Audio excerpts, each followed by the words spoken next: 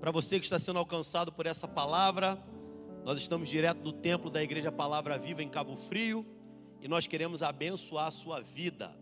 A leitura de hoje está no primeiro livro de Crônicas, capítulo 13, verso 14. Quem achou, diga amém. Aleluia, diz assim o texto, assentado mesmo como você está. Assim ficou a arca de Deus com a família de Obed-Edom 3 meses na sua casa. Diga comigo, 3 meses. E o Senhor abençoou a casa de Obed-Edom e tudo quanto tinha. Aleluia. Vamos orar mais uma vez. Senhor, eis aí a tua palavra. Que o Senhor coloque as tuas palavras na minha boca. Que a tua igreja seja edificada pelo Senhor. E principalmente, que o teu nome seja glorificado no nosso meio nessa noite. Em nome de Jesus. Amém. Amém, irmãos? Glória a Jesus. Olhe para mim aqui, por favor. Quando a gente observa a história do povo de Israel e a maneira através da qual Deus revelou a sua glória, escolhendo um povo aparentemente de maneira aleatória, mas para Deus nada é por acaso, nada é aleatório. Mas no desenrolar da história, quando a gente olha a maneira através da qual Deus escolheu revelar a si mesmo, através de um dos povos mais, talvez, inexpressivos do Antigo Oriente, um dos povos que, sem sombra de dúvida, não poderia por si próprio demonstrar algo de grandeza, não poderia por sua própria força sobrepujar e vencer qualquer um dos inimigos contra os quais ele lutou. Só para abrir um parênteses aqui, para você compreender do que eu estou falando, Israel lutou contra a Babilônia. A Babilônia prevaleceu, levou Israel cativo, eles ficaram prisioneiros, ficaram no exílio. Deus, com mão forte, tirou Israel do exílio, levou Israel de volta para a terra prometida, e o nome do Senhor foi glorificado através disso. Antes disso, o povo que era a descendência de Abraão foi para o Egito, ficou no Egito, se multiplicou no Egito. Os egípcios começaram a ver que eles eram uma ameaça, subjugaram os hebreus, escravizaram os hebreus, e assim eles ficaram durante mais de 400 anos. Depois, Deus, com mão forte, tirou Israel de dentro do Egito, glorificou o povo contra os exércitos de Faraó, levou o povo para a terra prometida, e o nome de Deus foi glorificado. O povo de Israel lutou contra o império assírio. Os assírios prevaleceram, o povo foi levado mais uma vez para o cativeiro, mais uma vez para o exílio, e Deus, mais uma vez, glorificou o seu nome através da vitória que ele deu a Israel. Deus disse que apagaria o nome dos assírios da história. Não existe fonte extra-bíblica que fale desse povo. O nome deles foi literalmente apagado da história. Deus disse que ele faria. O tempo caminha um pouco mais. Esse mesmo povo lutou contra os gregos, foram subjugados. Esse mesmo povo lutou contra os romanos, foram subjugados. Esse mesmo povo lutou contra o Império Turco-Otomano, foram subjugados. Esse mesmo povo foi perseguido sistematicamente, já no século XX, pelos nazistas. Agora, a coisa mais interessante de tudo é observar que, de tudo isso, desde a antiguidade até hoje, Israel continua de pé. A Babilônia foi um grande império. Onde está a Babilônia? Os assírios formaram um gigantesco e vasto império. Onde estão os assírios? Da mesma forma, os gregos, os romanos, os turcos otomanos, os nazistas, onde estão aqueles que se levantaram contra Israel? Porque a história de Israel, muito mais do que a história de mais um povo que habitou a face da terra, é a história do povo através do qual Deus, pela sua infinita soberania e graça, decidiu revelar a sua glória. Foi por meio desse povo que Deus decidiu abrir mão da sua glória. Porque ele, subsistindo em forma de Deus, como o apóstolo Paulo diz em Filipenses, ele não teve o fato de ser Deus como uma coisa que ele tinha que se apegar, mas ele se esvaziou da sua glória e tornou-se semelhante aos homens, e sendo reconhecido em figura humana, a si mesmo se humilhou e foi obediente até a morte, e morte de cruz. E por causa disso, Deus o exaltou soberanamente e lhe deu o nome que está acima de todo nome, para que ao nome de Jesus se dobre todo o joelho no céu, na terra e debaixo da terra, e toda língua confesse que Jesus Cristo é o Senhor. Deus decidiu revelar a sua glória através desse povo. Um povo que sem Deus não seria nada, e com Deus, mesmo sendo nada, conquistou tudo. Nós estamos diante de um texto aqui que nós lemos, o primeiro livro das crônicas dos reis de Israel. E esse trecho aqui, ele narra um período posterior a mais uma dessas derrotas. Eles tinham lutado contra os filisteus, a arca foi levada. Se você lembrar, no auge da batalha, os filhos do sacerdote Eli foram mortos, e um guerreiro, um mensageiro, voltou correndo para o arraial, para a aldeia, para dar a notícia de que a arca do Senhor tinha sido levada. E ele chega e diz: olha, levaram a arca do Senhor, os filhos do sacerdote foram mortos. Diz a palavra que a esposa de um dos filhos dele, estando grávida, dando à luz naquele momento por causa da tensão emocional, com o filho nos braços, ela gritou: e acabou, foi-se a glória de Israel. Algo terrível tinha acontecido. Aquilo que Deus havia proporcionado para Israel, para simbolizar a glória e a presença dele no meio do povo, tinha sido levado. A arca foi levada, mas Deus, mais uma vez, sendo especialista em consertar aquilo que a gente quebra, sendo especialista em consertar até a gente quando a gente quebra, mais uma vez ele proporcionou para a nação de Israel que eles não precisassem ir atrás da arca. A arca voltou para eles, porque no meio dos filisteus, a arca começou a proporcionar e provocar tumores no meio dos homens. Porque a presença de Deus, quando ela é tratada de uma maneira equivocada, Deus não se deixa escarnecer. O nosso Deus, diz a palavra, Ele é fogo consumidor. O nosso Deus é todo poderoso. O nosso Deus, não há quem possa contra Ele. Agindo Ele, quem impedirá? O nosso Deus, Ele tem o sim e o amém nas suas mãos. O nosso Deus é o Criador e o sustentador de todas as coisas. Esse Deus que é o Alfa, o Ômega, o princípio, o fim. Ele mesmo é o autor e o consumador da nossa fé. Esse Deus, Ele proporcionou que essa arca fosse devolvida para Israel. Agora Israel, a arca foi levada porque Israel tentou usar a arca contra os filisteus.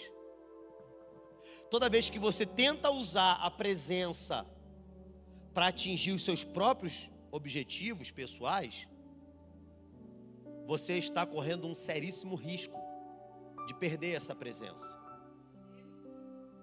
Porque muitos de nós vivemos um evangelho, talvez uma vida cristã, uma vida religiosa no Brasil, que nós passamos a considerar que as coisas que Deus nos proporciona representam a bênção de Deus sobre nós. Enquanto você considera que a bênção é uma coisa que Deus te deu, você nunca vai conseguir perceber que a bênção real é a própria presença daquele que te dá. E aí você passa a focar naquilo que são as coisas, e você perde as coisas e perde também a presença. Porque se você não zela pela presença, se você não dá valor à presença, se você não dá importância para a presença, você não tem nem aquilo que a presença proporciona e nem a própria presença. Mas a presença retornou para o meio dos israelitas. Por quê, pastor? Porque Deus continua tardio em irar-se. Deus continua misericordioso. A arca volta, Davi então se alegra. Ele diz, lá em 1 Samuel e também aqui em 1 Crônicas, olha, a arca vai retornar, vamos nos alegrar, vamos buscar a presença, como não estava sendo feito nos tempos de Saul. E aí a arca volta, e aí lá em 1 Samuel, no primeiro livro de Samuel, o texto mostra algo que aqui em 1 Crônicas não mostra. Que essa arca, quando retornou para Israel, ela ficou 20 anos na casa de um homem chamado Abinadab. Abinadab tinha recebido a incumbência, a obrigação, a responsabilidade de zelar pela arca do Senhor, que tinha sido devolvida. Durante 20 anos, a arca permaneceu na casa de Abinadab. E o que aconteceu? Nada. Imagina que coisa triste. A presença está na tua casa e nada muda. Imagina que coisa terrível. Você vem para cá, você vive no ambiente da presença, você leva essa presença para onde você vive, mas essa presença não é suficiente para transformar você, para transformar o seu ambiente, para transformar a conjuntura na qual você vive. E aí a gente pergunta, por quê? Por que a presença ficou 20 anos na casa de uma pessoa sem que o ambiente fosse transformado?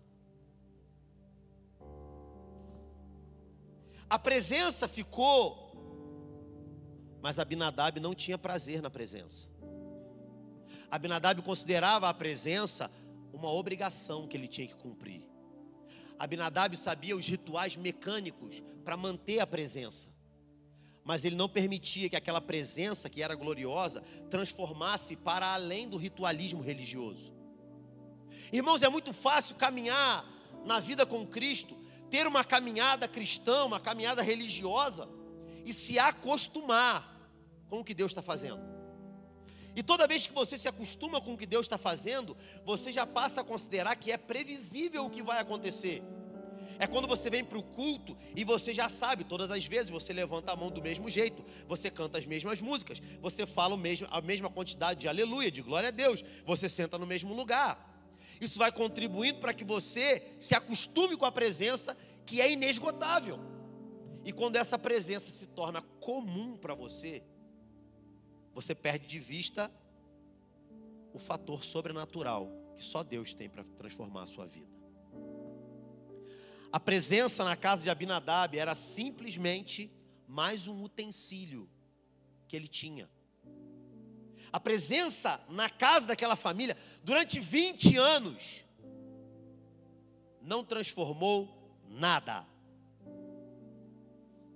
A presença que deveria tocar, transformar, curar, restaurar, libertar, se tornou um mero utensílio. Irmão, não permita que o que você faz na presença de Deus se torne apenas mais uma parte do teu ritual e da tua rotina semanal. É como se você usasse o ambiente de culto para justificar o restante da tua semana. Porque não adianta viver 1 ou 2 dias de culto aqui e continuar vivendo os outros 5 dias igual a um filho de Satanás. Que isso, pastor? Está pegando pesado. Irmãos, se a presença não toca a nossa vida a ponto de transformar quem a gente é e de nos levar a um lugar de conscientização de que nós precisamos desse Deus, tudo é engodo religioso. É mero ritualismo religioso. É simplesmente a ideia de como se fosse cumprir alguns rituais para Deus fazer o que você quer que Ele faça. E aí o que acontece é que a gente fica espelhando uns aos outros, tentando cumprir esses rituais que a gente criou, para de alguma forma alcançar coisas que a gente acha que são a bênção de Deus. E aí a presença, que é o mais importante, passa a ser um mero adereço. Passa a ser mais uma parte, passa a ser um apetrecho. Não, eu venho para o culto, eu faço isso. Se eu sentir a presença, tudo bem. Mas se não, está tudo certo. Eu não busco mais. A presença já não é mais capaz de me mover. A presença já não é mais capaz de me levar a andar mais uma milha. A presença já não é mais capaz de transformar quem eu sou. Porque eu estou meramente acostumado com a religião e com as pessoas que a religiosidade proporcionou como meu ciclo de amizade. Se a religiosidade, se a presença de Deus, se a vida com Deus para você é simplesmente um lugar que você convive com boas amizades e com pessoas que querem coisas boas para você, você não entendeu nada ainda. Porque a gente está aqui, porque a gente vê Jesus uns nos outros, às vezes é difícil, eu sei, mas principalmente por causa do ambiente da presença, irmão. O ambiente da presença é o que nos motiva, porque é o ambiente da presença que vai ativar em você aquilo que o céu derramou sobre a sua vida. Quando você tem palavra, quando você se alimenta da palavra, é o ambiente da presença que vai ativar essa palavra no teu coração. Quando você está sendo transformado por Deus, quando você está se arrependendo de quem você é, e não só do que você fez, do que você falou, do que você pensou, mas se arrependendo de quem você é, você começa a perceber que o velho homem precisa morrer, para que o ambiente da presença faça nascer em você o novo homem, que é criado segundo Deus, em justiça e em verdade, provenientes da graça de Deus. Aí a presença voltou, mas está na casa de alguém que não valoriza a presença. A presença voltou para Israel, mas está na casa de alguém que considera o ambiente da presença uma mera obrigação. A presença retornou, a presença chegou, mas está nas mãos de alguém que quer usar a presença, que quer utilizar a presença, mas não quer que a presença use e transforme quem ele é. Aí eles compreenderam que não era mais tempo da presença ficar ali.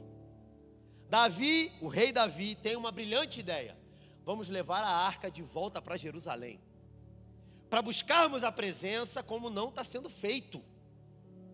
Aí ele tem a brilhante ideia, talvez uma das ideias mais estúpidas de toda a Bíblia. Ele pega um carro de boi, novinho, 0 quilômetro, pega uma junta de bois e diz assim: esse carro vai aguentar a presença. Pode botar em cima e vamos fazendo festa. A gente vai na frente fazendo festa e a presença vem logo atrás. Sabe quando a gente acha que são os nossos rituais que vão fazer alguma coisa para que Deus haja ou não na história da nossa vida? É quando você acha que você precisa num culto se emocionar antes da palavra chegar e transformar você. É quando a gente começa a achar que é pelo jeito que a gente faz, é a liturgia que a gente cria, são as luzes, o som, seja lá o que for, que vai proporcionar para você de fato a sensibilidade no teu coração, para que o ambiente da presença transforme quem você é. Não tem nada que venha de fora de você que vá proporcionar para você a sensibilidade em relação à presença. Porque a presença de Deus, naquela conjuntura, e por isso eu falei que Deus escolheu uma nação para revelar a sua glória, a presença era carregada nos ombros. Eles tinham que carregar aquela arca, eles tinham que ir com a arca, e tinha um jeito certo. Sabe por que Deus estabeleceu 613 leis e preceitos? Sabe por que Deus estabeleceu um jeito certo de fazer a arca, de carregar a arca, de andar, você tinha que dar um passo, tocar a trombeta, dar mais um passo, canta um hino, dá mais um passo, toca a trombeta. Por quê? Porque Deus não aceita qualquer tipo de adoração. Deus é muito específico na maneira através da qual Ele quer ser adorado. Irmão, se pudesse qualquer coisa, por que Ofni e Finéias foram mortos, se ofereceram fogo estranho no altar? Se a intenção é o que vale, por que quando a arca estava sendo carregada aqui, está no carro de boi, né? Não é para carregar no carro de boi, é para carregar no ombro. Porque não são coisas que a gente fabrica que vão ser portadoras da presença, mas é aquilo que Deus fabricou, é o que carrega a presença. Davi não entendeu nada. Ele pegou e achou que uma coisa que ele tinha construído seria capaz de abrigar e de carregar a presença, quando Deus já tinha mandado: são os sacerdotes que vão carregar a minha presença no ombro. Vocês vão botar uma vara de cada lado nas argolas que saem da arca, e essas argolas elas vão ficar continuamente com aquele suporte ali, porque é por ali que a minha presença vai ser carregada. Aí teve a brilhante ideia de botar no carro de boi, no meio do caminho, tá todo mundo fazendo festa. Irmão, isso aqui é a coisa que mais me pega nesse texto aqui. Estava todo mundo festejando, a presença tinha voltado. Mas no ambiente de festa, por causa de uma presença artificial, existe morte. Isso aqui é coisa louca. Estava todo mundo festejando, Davi estava dançando, o povo estava se alegrando, e de repente a estrutura humana não foi capaz de suportar a presença. É óbvio. Aí o que acontece? O carro de boi passa num buraco, numa pedra, e aí a arca deu aquela balançada, irmãos. Aí um cara bem intencionado, de muito boa intenção ele foi. Ele percebeu que talvez a arca fosse cair. Ele foi lá e: vou segurar a presença para ela não cair. Irmão, não tente segurar a presença de ambientes que Deus já está tentando arrancar. Não tenta entrar em batalhas que não são suas. Não tenta, eu gosto dessa expressão, não tenta amar mais do que Jesus. Porque quando Deus profere juízo, não adianta você se meter no meio. Não fica tentando puxar o céu à força. Não fica tentando fazer o que Deus já disse para você não fazer. Deus está falando com alguém aqui. Não continua orando por aquilo que eu já disse que não. Não fica fingindo que não ouviu e não entendeu. Não adianta entrar numa guerra que você já sabe que vai perder. Aí o carro do boi deu aquela saculejada. O nome do cara era Uzá. Uzá foi lá e esticou a mãozinha. Irmãos, o texto diz: a ira de Deus. Isso aqui é doido. Irmãos, se um homem estiver perseguindo você, Deus te livra. Se o diabo estiver perseguindo você, Deus te livra. Agora, se a ira de Deus estiver contra você, quem que vai te livrar? O texto diz: a ira de Deus se acendeu contra Uzá. Rapaz, que cara... Rapaz, que decisão equivocada. Que decisão desgraçada, irmão. Meter a mão onde não era chamado. Fazer o que não foi chamado para fazer. Tentar sustentar aquilo que pessoas erraram e ia cair por causa da negligência de Davi. E aí alguém que não foi chamado tentou sustentar. Na hora, a ira de Deus se acendeu contra Uzá e ele foi fulminado. Aí você está pensando aí talvez: nossa, mas que Deus malvado. Pô, o cara foi na maior boa intenção, botou a mãozinha lá. Irmãos, a coisa está errada a priori. Está errado do princípio. Primeiro, que não era para carregar no carro de boi. Segundo, que não era para ter ninguém que não fosse sacerdote levita perto da arca. Terceiro, que tinha uma marcha, um passo, um time, um jeito certo de andar carregando a presença. Então, a priori, está tudo errado. e para melhorar, usar, que não era permitido e não era autorizado, meter a mão naquele lugar, para a cerejinha do bolo, ele ainda foi lá e tocou no que não era para tocar. Uzá sabia o que não era para ele fazer. Uzá sabia o que era para ele fazer. Aí, quando aquilo acontece, a festa acabou. Porque imagina, o ambiente de festa, a presença voltou, mas a gente trata a presença como se fosse bagagem, a gente trata a presença como se fosse esterco, a gente trata a presença como se fosse feno, a gente trata a presença como se fosse carga, porque o que se carrega em carro de boi é isso. Ninguém carregaria um rei num carro de boi. Ninguém carregaria um príncipe num carro de boi. Ninguém carregaria um tesouro num carro de boi. Mas a presença colocaram no carro de boi. Aí Davi, quando olha aquilo, ele fala assim: meu Deus, vou parafrasear aqui na Nova Tradução na linguagem de Weberson. Meu Deus, e agora? Eu é que não vou carregar esse negócio para lá, porque se a ira se acendeu contra aquele camaradinho ali que não tinha nada com isso, imagina comigo. Aí ele tomou conselho lá com os seus generais e deram uma ideia para ele. Tem um cara que mora aqui perto, chamado Obed-Edom. Ele é sacerdote da tribo de Levi. Deixa lá. Em outras palavras, ele se vira, pô. Se der ruim, não vai dar ruim na tua casa, rei. Vai dar ruim na casa dele. Tentaram jogar a presença como um meio de ver o que Deus iria fazer com outro cara também, que não era o cara propício para carregar aquilo. Aí pegaram aquela arca e guardaram lá na casa dele. Aí chega no versículo que nós lemos. A arca ficou na casa de Obed-Edom 3 meses. Na casa de Abinadab ficou 20 anos. Na casa de Obed-Edom, 3 meses. O texto diz: a família de Obed-Edom foi abençoada. O Senhor abençoou a casa de Obed-Edom e tudo quanto ele tinha. Qual é a diferença aqui? Teve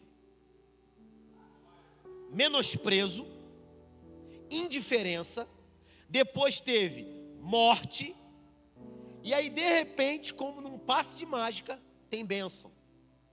Como entender isso?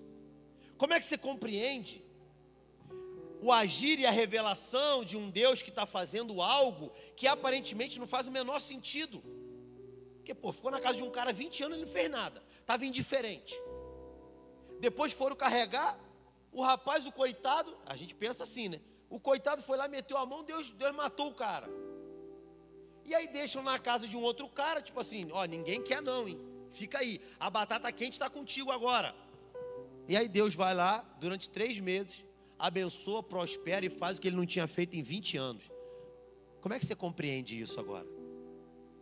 Como é que a gente consegue compreender o agir de Deus em meio a situações para as quais a gente não tem resposta? Como é que a gente observa a maneira através da qual Deus revela a sua glória, Deus manifesta a sua bênção e Deus faz aquilo que lhe apraz, se a maneira de Deus agir muitas vezes é incompreensível para nós? O que acontece diferente aqui na casa de Obed-Edom e que pode ajudar a gente a compreender isso é que Obed-Edom recebeu a presença com muita alegria. Obed-Edom se sentiu honrado pela presença. Obed-Edom, ele recebeu com honra a presença. Obed-Edom preparou um lugar para a presença. Obed-Edom preparou a sua casa para receber a presença. Obed-Edom sabia dos perigos que poderiam acontecer com ele, mas mesmo assim, ele preferiu estar com a presença, independente do que pudesse acontecer com ele, que já tinha acontecido antes. Irmão, quando a gente recebe a presença, porque a presença hoje, ela já não é mais carregada nos ombros, porque Deus, diz a palavra, Ele não habita mais em templos feitos por mãos de homem. Ele mesmo fez uma casa para ele habitar. A presença antes ficava na arca, que era feita de madeira de acácia, com ouro puro por dentro e por fora. Agora Deus, na sua infinita soberania e graça, Ele decidiu que de todos os lugares do universo que Ele tinha para habitar, Ele preferiria habitar nos corações de homens e mulheres que buscassem a sua presença. A presença está na arca e a arca está dentro de você. A arca já não é mais um utensílio que os homens fazem o que quiserem. A arca é aquilo que Deus está realizando dentro da sua casa, dentro da sua vida e no meio da sua família. A presença só é negligenciada se você negligenciar a si próprio. Mas é possível, pastor, estar com o ambiente da presença e não ser transformado pela presença? Claro que é. A Bíblia está mostrando isso. Porque se você age com a presença como um mero compromisso semanal, a presença não transforma você. Irmão, você pode ser obreiro, você pode ser da intercessão, você pode ser do louvor, você pode ser pastor. Se a presença se tornou algo indiferente para você, você é um mero religioso. Você pode fazer o que for na igreja, você pode ser um grande evangelista, você pode ser o maior ofertante da igreja. Se a presença se tornou uma mera obrigação na tua semana, você não é mais alguém que está sendo transformado por ela. Você virou um religioso. E pior do que o ímpio é o religioso. Porque o ímpio, o cara sabe, a mulher sabe, tem alguma coisa dentro que provoca um incômodo. E esse incômodo, diz a Bíblia em Romanos capítulo 1, é a lei de Deus e o desejo pela eternidade que Deus colocou dentro de cada homem e mulher na face da terra. Agora o religioso ele acha que está certo. O religioso ele aponta o dedo para os outros e diz assim: vocês não são e eu sou. O religioso ele se considera superior. O religioso acha que consegue manipular a presença. O religioso acha que pode usar a presença em benefício próprio. O religioso usa da presença e daquilo que manifesta a presença para enganar pessoas para o seu bel prazer. O religioso é aquele que mantém uma imagem no meio da congregação, mas por dentro só tem podridão e morte. Jesus disse para os religiosos: ei, vocês parecem sepulcros caiados. Por fora são muito bonitos, mas por dentro só tem podridão e morte. Porque se você negligencia a presença, você se torna um religioso. Se você negligencia o que a presença faz em você, e só está preocupado com o que a presença vai fazer para você, você não entendeu nada, irmão. Você está negligenciando aquilo que é a coisa mais importante. Porque a coisa mais importante não é se você era mentiroso e deixou de mentir. A coisa mais importante não é se você era adúltero e parou de adulterar. A coisa mais importante não é se você era ladrão e parou de roubar. A coisa mais importante não é se Deus restaurou a sua vida. A coisa mais importante é se você continuamente carrega a presença. Porque se você já carregou e não carrega mais, a presença não tem mais validade para você. Aí eu sinto te dizer que talvez você viva como Obed-Edom. Talvez pior do que ser punido é viver a indiferença de Deus. Pensa que coisa louca. Você está ali, mas é como se Deus não estivesse nem aí para você. E aqui eu quero chamar a sua atenção. Olhe para mim aqui, por favor. Existem situações nas nossas caminhadas, nas nossas vidas, que parece até que Deus não está ligando para a gente. Tem circunstâncias que parece que você ora e Deus não responde. Que parece que tudo que você tem de Deus é silêncio. Sabe o que faz você achar que Deus está indiferente para você? Se tornar um religioso. Porque você para de achar que a misericórdia de Deus continua valendo para a sua vida. Irmão, não importa se você é um pastor, se você cair, tem graça de Deus para você. Não importa se você foi um grande pecador e Deus te restaurou. Todo mundo sabe o seu testemunho e de repente você caiu de novo. Continua tendo graça para você. A coisa mais desafiadora do Evangelho é que Jesus perdoa até quem a gente não perdoaria. É que Jesus continua insistindo em gente que nós não insistiríamos. É que se você quebrou, Ele te conserta. E aí você quebra de novo, Ele te conserta de novo. E aí você quebra de novo, Ele te conserta de novo. Tem gente talvez que olha e fala assim: rapaz, Deus até perdoa, mas nunca mais vai ser do mesmo jeito. Não, Deus vai até restaurar o ministério, mas nunca mais vai carregar aquela unção. Irmãos, eu olho para a história de Davi e eu vejo um homem que viveu as consequências de tudo que ele fez, mas que a Bíblia diz que ele era um homem segundo o coração de Deus. Como é que você entende isso? Não entende. Você não entende isso. Porque a graça de Deus é uma coisa que não é para ser compreendida, é uma coisa para ser recebida, é uma coisa para ser vivida. Agora Paulo vai dizer: irmãos, não usemos da graça para viver em libertinagem, como se não restasse mais sacrifício. Porque se alguém faz isso, tendo recebido a graça, para ele já não resta mais sacrifício. É alguém que voluntariamente menospreza a presença. É alguém que voluntariamente rejeita a presença.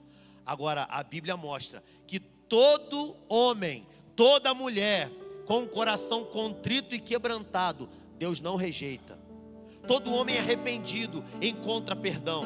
Todo homem que vai até Deus de coração sincero, a Bíblia mostra que Deus se revela a ele ou a ela. Fica de pé, por favor.